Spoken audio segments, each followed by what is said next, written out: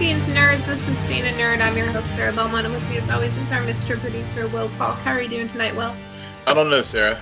The gremlins struck, like, literally right when it was time for us to start recording. Yeah. So 20 minutes later, we're finally started recording. Yeah. My bad. I am sorry. Mea culpa. My shitty equipment, like, let me down tonight. But hopefully we will rebound and have a wonderful show. It happens. Yeah. Oh. But the recorder is going. That was the main thing. I was like, let me just make sure that I hit record so that we don't talk for an hour and then, like, because this has happened before where the recorder wasn't on and we had probably our best show ever and it didn't get recorded. Yeah, it's happened a few times. Hey. No, I'm not just talking about you. Like, okay. In previous shows that I used to do, it's happened. It happens to everyone. Yeah. Okay. But enough of all this boring talk. Like, yeah, we got I don't think people want to hear about that. Instead, They want to hear that I forgot Cobar Kai existed, and then I was reminded that it not only exists, but it's coming back for season 5, and they did drop a trailer, which looks corny as shit. Yeah. So they did drop a trailer. I guess it was beginning of the week or over the weekend. Announcing that they were coming back early this time. The show usually has traditionally been dropping around New Year's, I guess, since it's been on Netflix.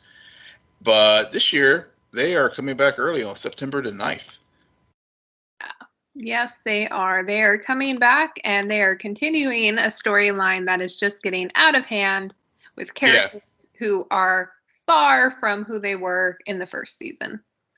Yeah, they're mining the second and third movies now, and if they start to, next thing you know, we're going to have Will Smith's son with the Karate Kid reboot for season 6, right? Right, definitely. Speaking about shows returning, Upload has been officially renewed for a season 3. However, despite my opinion, it won't be called Download, which is a spoiler for if you watch the show. And if you don't watch the show, then you have no idea why I would want that. we just watched season 2. You know, it holds up very well on second rewatch, and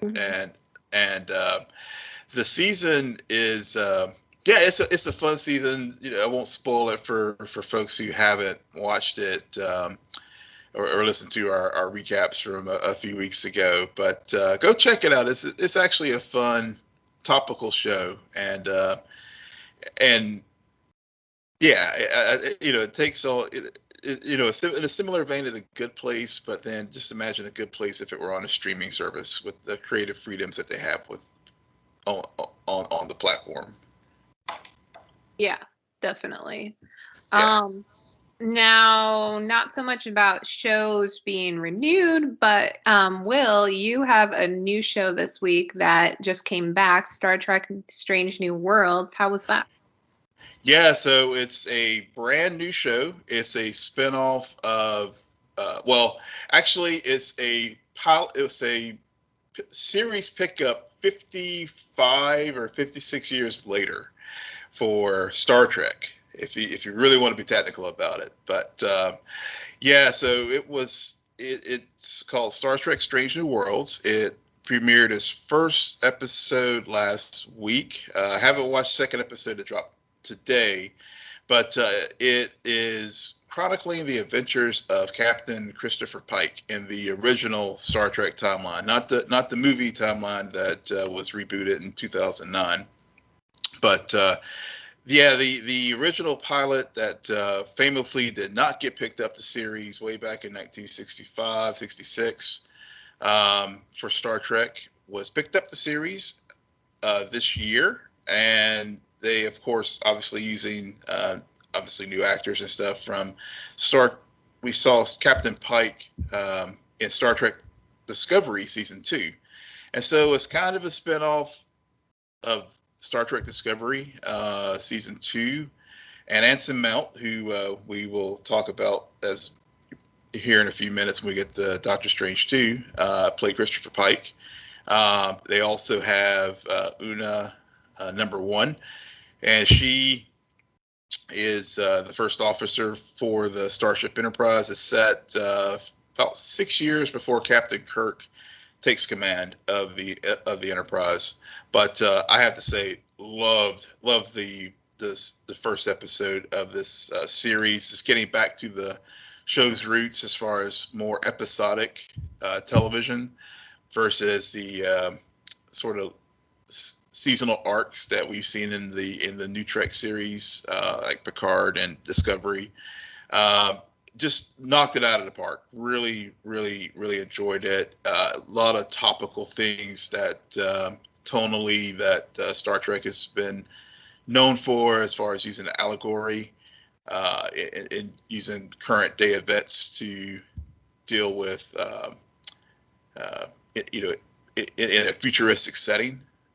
And so it really is getting back to sort of the roots of the series, which I think a lot of old head fans definitely feel like the new Trek has kind of watered down or doesn't even address at all.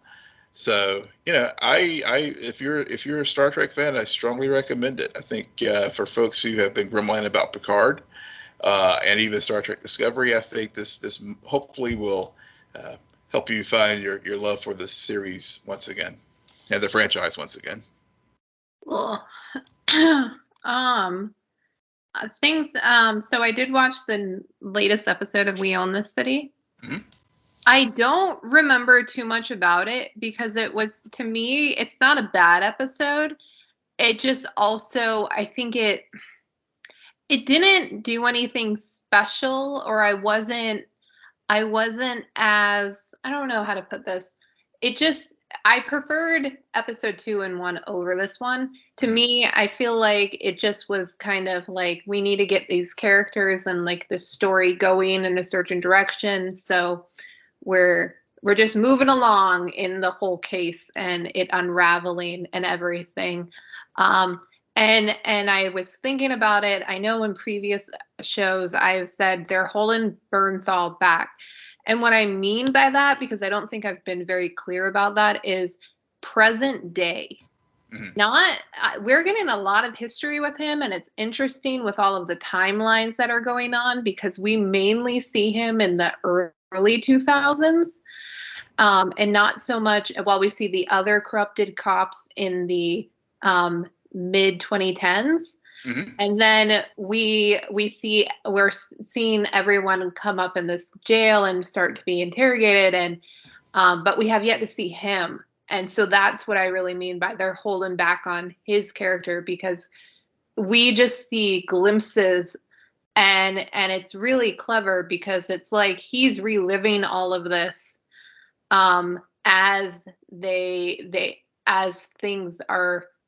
waiting to talk and see what is known and what isn't known and who will betray. It's really interesting. But yeah, there was something about this episode where it didn't have as much magic as the other two did for me. So yeah, so I hear what you're saying. I think the thing about this series, and I will say that I like this episode. You're right. I think it was really getting deeper into some of the other. I know, like for example, the homicide detective and wanting working the one case where he was going into that one particular neighborhood and investigating and really getting into some of the structural issues at the Baltimore Police Department. Around post Freddie Gray, and it really dived into that more this episode, I think, with some of the other characters and Berenthal's character Wayne Jenkins. It fleshes out some of, I guess, his evolution and I guess his descent into the corruption aspects. Yeah, but we got that last episode. Yeah, we start to see harder lines get crossed. Yeah, and that's what I meant by getting deeper into that. Right. I mean, we whenever, for example, there was one particular scene that stands out where they're at that car wash, and they were interrogating a suspect, and you see him, and you also see the homicide detective. I think he was also part of the gun task force. Right. For a period of time, and then he transferred. And yeah. So I'm waiting for them to be clear about what his homicide case has to do with the gun thing. So yeah, but I think I don't know if it's directly tied, but don't also, tell me what you know. Will I don't know. I don't. Spoilers. No spoilers. The only thing that I read about it was one of the situation that happened at the end of the episode and how true to life that particular situation was. But no, as far as the homicide detective, I think they were using his story this week to sort of sharpen I guess, like as you were saying, the lines between him and how he does his police work and the other people in the Baltimore Police Department, because he had an interaction with one particular officer who found a random shell casing, and they were all wondering well, what did these shell case, what police officer picks up random shell casings at it basically in a normal day in Baltimore, So I think they were using at the end of the episode. You were thinking it was very real at his life. Is that where they're that was the guy who got gunned down in his front yard. That was a real situation. Right. Okay, that's what I thought, but I wasn't sure. That was a good moment. Yeah.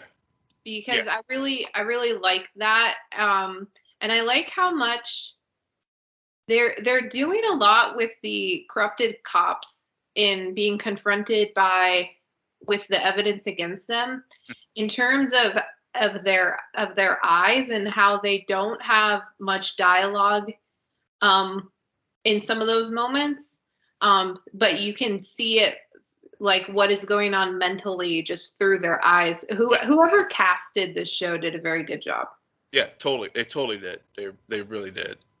And those interrogations and how they set those scenes up, and then, like you said, not only from their acting as far as their eyes, but then also when it cut to the flashback about the incidents that they're discussing, it all really just edited well together, and just really keeps you. And I think that's what's been lacking in some of the things that we've been watching lately, is just the pacing and editing and just this construction of a narrative that makes you just sit on the edge of your seat for the whole hour. Even though this episode, I will agree, wasn't as edge of your seat as the first two were, it still was a good hour of television. Right. Well, then again, I mean, we're talking about an HBO Max show versus most of the shows that we watch are on the CW. However, man, they are going to town, cutting things left and right. Oh my gosh, yeah. Not holding back at all. But before we get into the cancellations, I do want to make a note that both Gotham Knights was picked up by the CW along with their beloved Supernatural prequel, which, if it's Supernatural, of course they're going to try, because that show, the little show that could. For 15 years. So congratulations there. However, as of today, 9 total have been canceled within the last 2 weeks, including Naomi, which we just got word about today. And we will be talking about its not season finale, but series finale that aired this past week. But yeah, it makes sense a lot. I feel like we've talked about this, beaten this horse to death. Like the CW, definitely there was a period where the shows were working, but towards the better half of the last decade, it's been falling off trends. So I feel like they're wanting to clean up shop and rebrand and get some different things out there that maybe will connect with more viewers. Yeah, I think that's definitely part of it. Obviously we've talked about the sale. Another thing that I don't think we really got into much is how at least I know what the DC in particular, like with the DC TV shows and even some of the others like Dynasty, which was one of the casualties today, and some others, is they had a stream. They had a deal with Netflix to that. Whenever these shows ended their run on, their season run on CW, they all went over to Netflix, and in many cases, that's where they made their money, because it was like $1 billion deal that they had with Netflix, and when that deal expired, then and with because the deal expired because HBO Max came into existence, so things like Batwoman and a lot of the DC shows were going to go straight to either HBO Max, or if they were produced by the Paramount side of the operation, they were going to go to Paramount Plus. Then the funding stream to help support the budgets for these shows just dried up, and that was some aspects of it. Learn more about Batwoman and Legends. I think part of the reason why they were canceled was it was partly cost. I read today, I think it was either in the Hollywood Reporter or somewhere, or maybe Deadline, that the leases for the sound stages for those shows actually ended, and as we've talked about, just the overall restructuring of the network as they are for sale is for sale. So I think the writing's on the wall with on the business side with a lot of these shows. They just can't be sustained, and they're, as you said, as we've noted, they are going to go for a rebrand here. So yeah, I think the age of what we've known over the last decade or so is definitely coming to an end. Yeah, definitely. And speaking about endings, so did you finish watching the two-parter of Naomi before you heard this news? I did. Okay. So because I started the second episode last night but didn't finish it, so I finished it today after I knew. Mm-hmm. Right. So when you realized that was a series finale, what were your thoughts? I was disappointed, especially given the ending, because I felt that, and we've talked about this show for pretty much the full run. I think we may miss one episode or two or so, but it was a slow burn. It definitely had its issues as far as just budget. I mean, and it showed. Scheduling also did not help. But as far as the story in and of itself, I felt that the back half of the season definitely got stronger as it found its legs. And the way that the penultimate I watched the penultimate and the finale back to back, and as a cohesive end of season, I thought it really did a very good job of wrapping up a lot of loose ends that as we've seen the slow burn of her growth into learning about her powers and learning about her background. And then when we got to the end of the episode and the end of the season with the reveal that her adoptive parents were the ones who were behind the murder of her birth parents, and how the slow burn worked as far as it's building the narrative of the 29 and all the machinations on Earth 29. So before I got the word of the story this week, I was really looking forward to season 2 and seeing where they picked up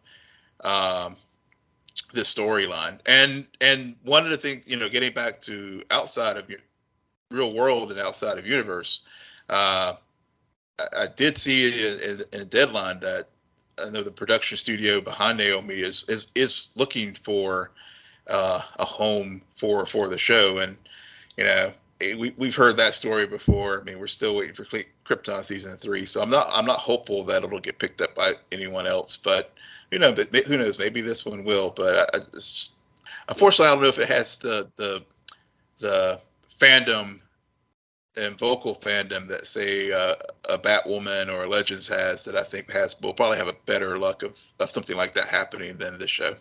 It's sad because I think Legends has the loudest voice. I think even Batwoman, there's Batwoman ratings were not the best. So no. I mean, even though they seem loud, I don't think their fandom is that loud. But regardless, this is about Naomi right now. Yeah. So for me, the first episode was better than the second episode. I didn't like the parent plot twist. I think what they've done with the parent stuff this whole entire season has been kind of like, how many times does she have to get mad at her adopted parents? And also, I mean, I kind of feel like because it's, again, the adopted parents are the worst. I feel like if we got a second season, they would then use oh no, Brutus, like, he manipulated your memory, and so that's what you think you saw, but that's not your real memory. Because in thinking about this show, what they've done kind of a very poor job of doing is explaining powers. I have no idea what her powers are.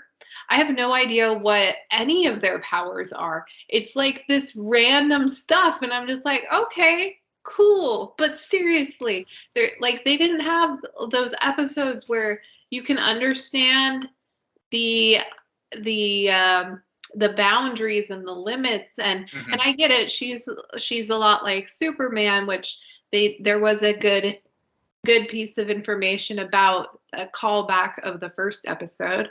Yeah. And her encounter with Superman, but still, I feel as though she is such a new character that to then build an entire superhero origin, but still not really understand what her powers are, just that she's this mighty being, then you're allowing yourself to basically be able to use her as a MacGuffin for anything.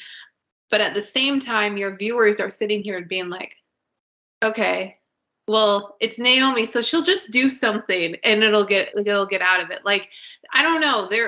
There's something about it that kind of rubs me the wrong way. I find it hilarious that, again, with all of these CW superhero shows, it's only a matter of time before everyone knows your identity. Yeah. Like, Jesus Christ. Yeah. And it was cute that the Scooby Gang actually got to be heroes as well, but still, I was like, okay, that's like a lot of people finding out this huge thing, being perfectly fine with it within the matter of minutes. And yeah, I don't know. Like, this show, I think it had a lot of potential. Yeah. I can see why it got canceled and why the fandom isn't there for it, because I think there's a lot of missed opportunities. And I think that this could have been written differently to get more fans on board. I think so. I think, I mean, we discussed a lot of the narrative issues that they've had throughout the season from the very beginning. And I completely agree. I mean, structurally, there were some structural components to the show that definitely hurt it. As far as just the way they paced things out. I actually, for me, it was kind of refreshing to see the growth of her powers throughout the year.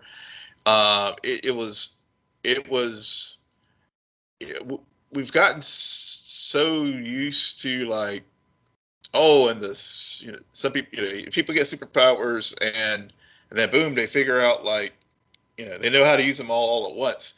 But I think the way you can look at the season, it was like the first half of the season, and maybe this is part of the structural thing maybe they could have done a better job of is that it was a show. It seemed that they were focusing on all these other things. And, oh yeah, by the way, there's these superpowers in the background. And then as we get like in the back quarter of the season, then I don't know if it was because of budget or what, but then they really started like dumping all these things in there. And like you said, it was like the MacGuffin for, she's, Naomi for everything. So I think that did make it very difficult because a lot of people who saw this and were expecting a superhero show and used to the usual construct that we have with these types of shows, we're used to seeing more of the powers early on in universe, and then out of universe. It's not that I wanted more of the powers or anything, and I totally agree with you that, I mean, this show does follow that traditional thing with the growing of the powers and discovering. I mean, even though Barry was summed up really easy, his powers grew with every season and was able to do new things and push further and go faster and all of that. But I'm just saying there's something about this character where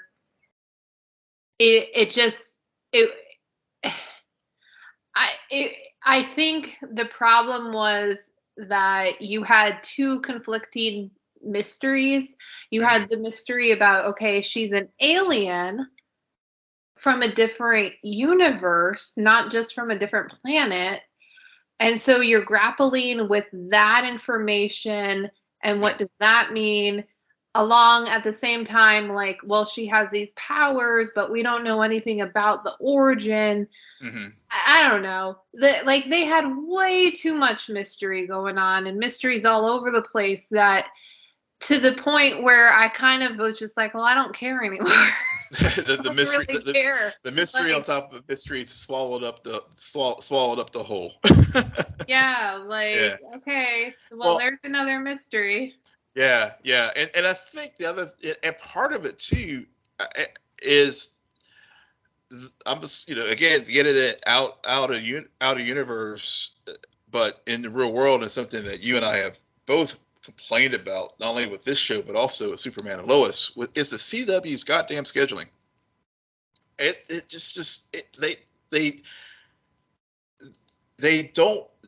They hurt their shows, and they hurt this show, and I think even maybe to some degree hurt Superman and Lois, because their scheduling is like all out of whack. I mean, they knew that for example, they premiered the show in January. They knew the Olympics were coming in late January, early February.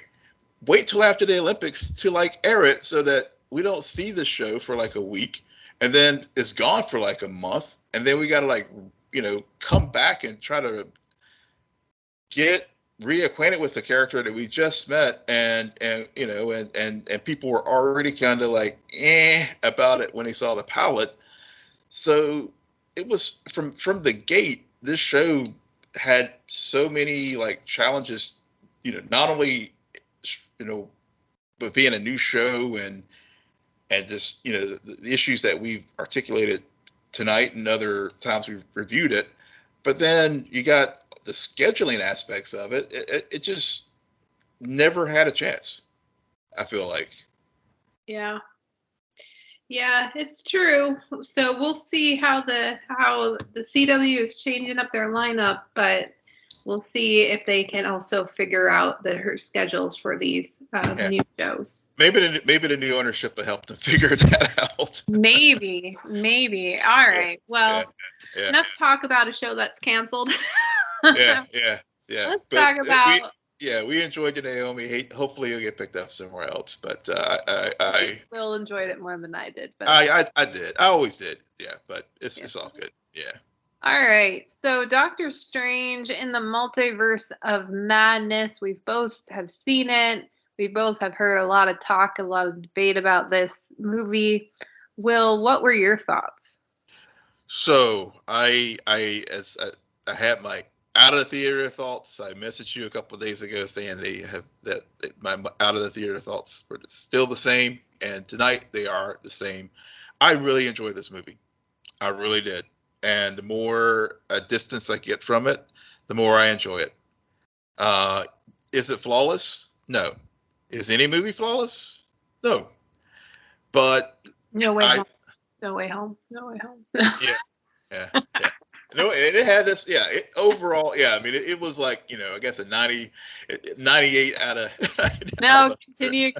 I didn't need to get you off track, but yeah, Doctor Strange. You loved it. I didn't love it. There's a love and there's I loved No Way Home. I really liked this. I mean, I want to be clear. Got it.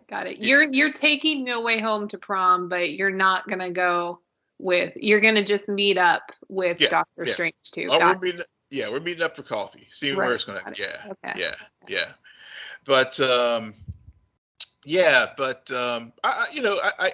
I think the things that, as I have heard people talk about it, and and talk to some people about it as well, because there's folks who are saying it's retcon undermined Wanda. There's no Loki. There's no what if. There's no this. There's no that.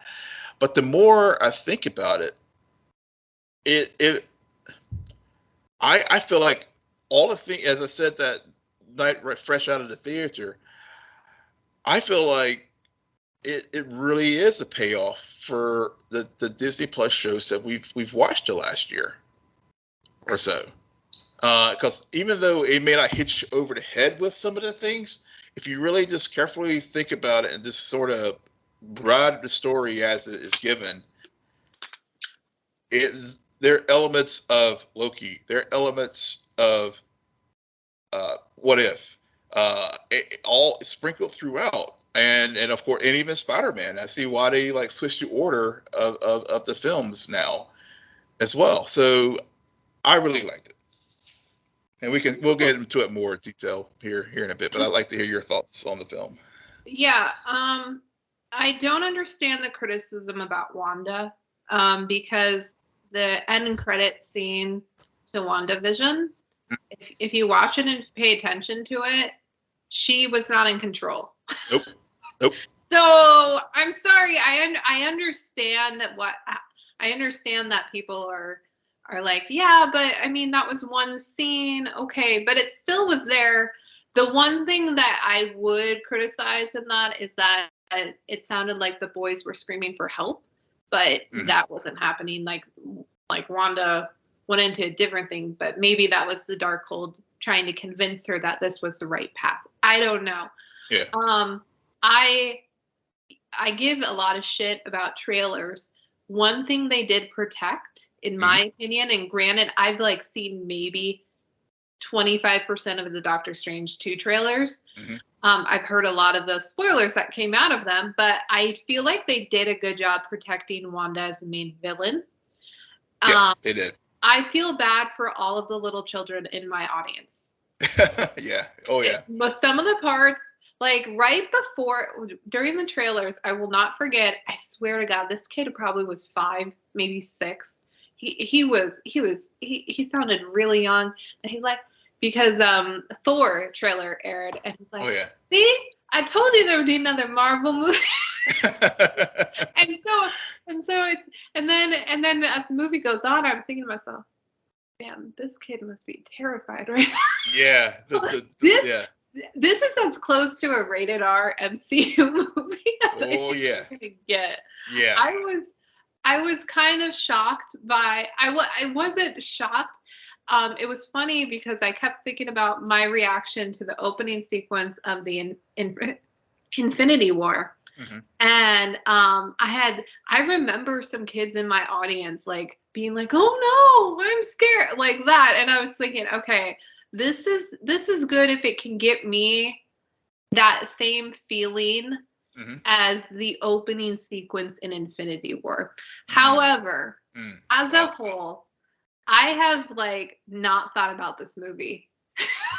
I was like, okay, it happened. That's fine. Yeah. And I still think the best story to have been told about Doctor Strange is the What If episode. I think this Oh yeah. movie should be renamed Wanda in the Multiverse of Madness, because I think the flaw of the movie is Doctor Strange himself doesn't really go on a hero's journey. Mm. He and his hero's journey is probably, in my opinion, one of the biggest cliches of it all. Like, you got to let somebody else hold the scalpel. I'm like, okay, oh great. How many times are we going to hear that? Luckily, we didn't hear it, but it was visually played out, and Yeah. and it was weird because then his journey and story kind of got squashed by Wanda and all of that, which is totally anchored in WandaVision. And then you add on American Chavez, who again, another person I forgot was going to even be in this thing. And it's just, I think I think the flaw really is, and it's weird because we've talked about movies in the past, and it's like, if they just had a better villain. This movie had a great villain. Yeah. The hero did not match it. Yeah. Yeah. That's a very fair point. I mean, and I've heard that's one of the big criticisms as far as the naming of the film. I 100% agree with you that they did a tremendous job of hiding the fact that Wanda was going to turn heel. And so it's funny, some of the people, some of the conversations I've had with folks have been like, the heel turn, they can't wrap themselves to it because they're so wrapped up in their fandom or standum of Wanda that they're like, but wait, but they're like, but I get a lot of but and then also, I came, as far as America, I was not very familiar with that character at all, so I was coming into it cold as far as what her skill set and power structure is. So I I think that could be a good thing or a bad thing depending on how you look at it. On the good side is I won't be like comic book nerd nitpicking about every little thing because it differs from the comic book. And but the bad side of it is you don't have the full context of like their backstory and and how they've adapted the backstory to fit the narrative that they're doing in the film. But you're right. I think that was definitely a flaw that Strange was. How we sometimes joke about, like on the Flash Berries, it's like taking back seat in his own show. And yeah, but I mean, to bring up America again and to go off your point about her, like, even her as a hero, she wasn't fully fleshed out. And so they really tried to build this father-daughter relationship that is very hearkened to a Peter Parker and Tony Stark dynamic, but there were parts missing. And the more I think about this movie, which again, I haven't really thought too much about, I was excited. We're finally getting a 2-hour movie. Yeah, but I think we could have used 20 more minutes. Yeah. like there was just not enough character, because this movie is truly an adventure movie. Like, it's an action-paced movie from the very first sequence and forward. Like, it's nonstop. It's quickly moving. But the characters themselves, there's not enough, and maybe that's because of how much they had to do with Wanda. Like, I think with the villains, again, they did a lot of work. With the heroes, not so much. Yeah, you're right. I mean, I think that is a fundamental flaw with this film, and I can't really defend that flaw. I mean, it was a big problem, but but I think and far, like you said, I was excited that finally a 2-hour runtime, but this is one of those situations where maybe another 15 minutes or so just to give the heroes a little bit deeper characterization, because, the last time we saw Doctor Strange, as far as in live action, was in No Way Home, but even at that, he was a supporting character, and and it was post blip, so it would have been good to just sort of get a little bit more about what's been going on with him beyond knowing that Christine is getting married and he's going to the wedding, and then, like you said, from the get, we don't even get our Universe is Strange from the beginning of the film. We get another Universe is Strange, which. Yeah, my biggest issue with that sequence is the CGI sucked. And I was kind of like, when is this going to be over with? Oh my God. I didn't even realize the ponytail until he woke up. I was like, oh, okay. Yeah. But to talk about Christine, okay. Yeah. I don't really remember the first Doctor Strange. I've tried to watch it. Don't really remember it. Yeah. I've gotten to know his character through the other movies and all of his other appearances. Love him. Same.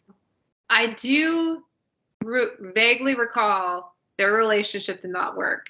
So going into this episode, thank God we watched What If, because What If did it the right way and showed us the love story. And so part of my issue with this movie is that even though I feel like they did earn the line, I've loved you in every universe, man, I just wish that maybe we had more of the opening, like, I don't know, we more got to see like that one universe where her death was the cause of him. Like, there was something so poetic about that story, where I honestly feel like that one episode of What If is really Doctor Strange in the Multiverse of Madness, and then this is kind of just like a weird I don't know if it's not even a continuation. I don't know where I'm going with this. My point. No.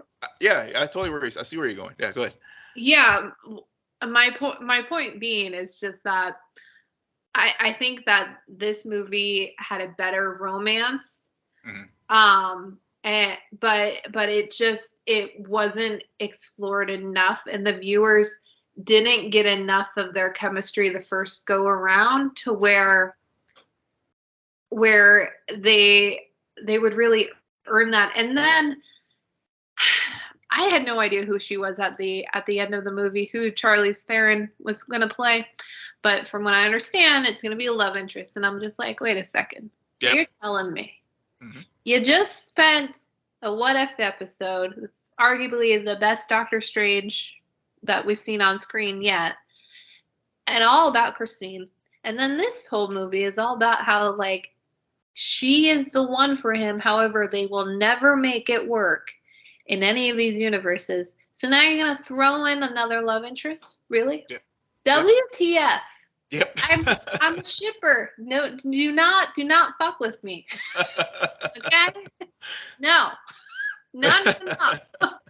Well, we'll see. We'll see what happens. But yeah, that was throwing Clea, because I again, as far as hadn't really gotten deep into Doctor Strange's lore, so my daughter and I looked at each other like whenever that end credit mid credit happened, and we were both like, now who is that? So it was also very cheesy. There was something about the way that was shot that made me think of Mortal Kombat. Yeah. Speaking of shots, so what the yeah, and but to get back to your point about Christine and What If, and I think that's, as I said from the outset, you basically expanded the exact point that I was thinking about when I said the payoff for some of those, for the Disney Plus shows, because I think if I hadn't watched What If, and given that it's been so long since I watched the original Doctor Strange, the first Doctor Strange movie. The relationship between him and Christine probably would not have like landed the way it did for me in this film. And understanding that line, for example, and as far as their story, their whole story. So so again, that's another example of how those shows have really provided a good roadmap and story points for these movies, and why the form of television or streaming shows can really help with the universe building to give us a deeper understanding of these characters, because like you said, since we didn't get those extra 15 minutes in the film to about telling the hero story, Wanda was clearly the star of this film and should have been first billing. Right, definitely. So what about, the Illuminati is also a big topic. Yeah. We got to see Reed Richards, we got to see Xavier, we got to see Black Bolt, we got to see Peggy Carter, we got to see the other version of Captain Marvel. Yeah. They all die. Yeah, they all. Yeah. They die. That's why they revealed it in the trailer, because they're like, all of these people are gonna die in a gruesome way, in a manipulated way. I don't know really if that was the right or wrong decision to make, just because we know we're gonna get a Fantastic Four movie. So, well, yeah, I will say that they got me on that one. I was not spoiled with that particular. Didn't see anything on Twitter or Facebook or anything that Reed Richards is in this film, and I was like, I had the Leonardo DiCaprio meme moment where I was like in the theater when I saw John Krasinski pop up on the screen. Fan casting rewarded. Man, I don't know why, but I was not surprised. It was just they went there. I guess it was just more of us like they gave you it and they immediately took it away. Exactly. You're like, okay. But my point being is that I don't know if it was a good or bad thing, just because we are going to see these heroes again, and it's kind of like, yeah, but Wanda can kill you, like she has, and I know you're fly, you're not that. I don't know. It was weird to. Well, yeah, go ahead. No, go ahead. No, I was gonna say. I mean, I just think it was just showing that the destructive power of Wanda, and I think back with WandaVision, a lot of people thought that it was going to be the House of M storyline and that kind of stuff, and we kind of got a modified version of it here, where of course in House of M, she spoke the words that depowered all the mutants. Here, she took out. Is just showing that the Illuminati are the best of the best as far as like their respective representation. Huh? They suck. Yeah, well, I think it was their arrogance. It was like, this is like, I give you, this is what the gods in Moon Knight should have been like. But I think they were trying to portray that in Moon Knight as far as their arrogance, but it didn't come across. It didn't come quite across the way that it did here in this film. Right. The arrogance is their downfall. Yeah. I mean, cool sequences, but I don't know. It was strange, to say, pun intended. But it happened. This movie happened. Yeah. Is there anything else that you want to talk about? I mean, it was really, the Illuminati. What do you think about our accidental Sorcerer Supreme Wong? Wong's great. Okay. Yeah. I mean, Wong is a supporting character. When he's on screen with Strange, they tend to have the best chemistry, but there was so much of this movie where they were fighting the same witch in different universes that we didn't get a lot of the Wong Strange combo. So yeah, but yeah, we didn't. We didn't. And then, of course, I think the other thing that really stood out to me as far as the film was just, we did get Zombie Strange, even though, yeah, and I guess, going back to the Illuminati and just how they like retold the story of for the public, and but the truth being that it's Strange used the Darkhold to and the consequences from that, and also seeing how our 616 Strange ended up using the same thing, and then and that was the other thing too with that ending that did bother me. We see the third eye pop up, and and we have this, like, he falls into the street, like his head is going to explode, like Black Bolt or Reed Richards, but then the eye pops up, and then like the mid credit is he's fine again. He's like, oh, okay, I've adapted to this thing. It was like too soon. I don't know. I just didn't. That did kind of. It was kind of like, kind of moment for me as far as that. And then of course, yeah. But it was that, and then people really understood, like, followed the exact narrative of what was going on, because it was so many different strange retellings and all the same fate, and so they overcomplicated it, which is weird, because coming off of No Way Home again, coming off of What If, coming off of there's another one that now I'm blanking on. We've seen Into the Spider-Verse.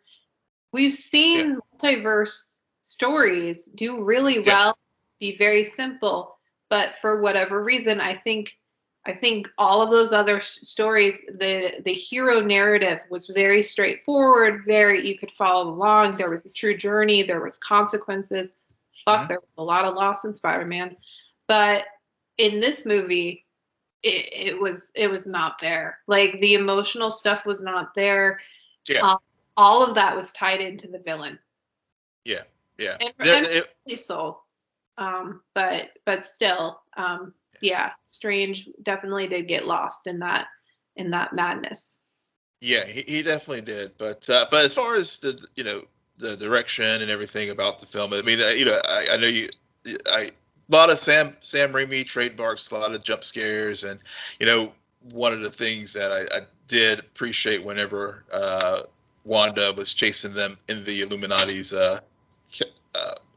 cab office in the back, and I guess in the Baxter building, it I had definitely like callbacks to Evil Dead with the oil that from the Ultron bots on her face, thinking about all the fake blood that Sam Raimi used to use in Evil Dead, because he didn't want to get an X rating because of the violence, but he just had like dark ketchup or molasses for the blood for just to get R rating. But so there was those little moments about the film too that if you're a fan of Sam Raimi's work, I think many people have said it.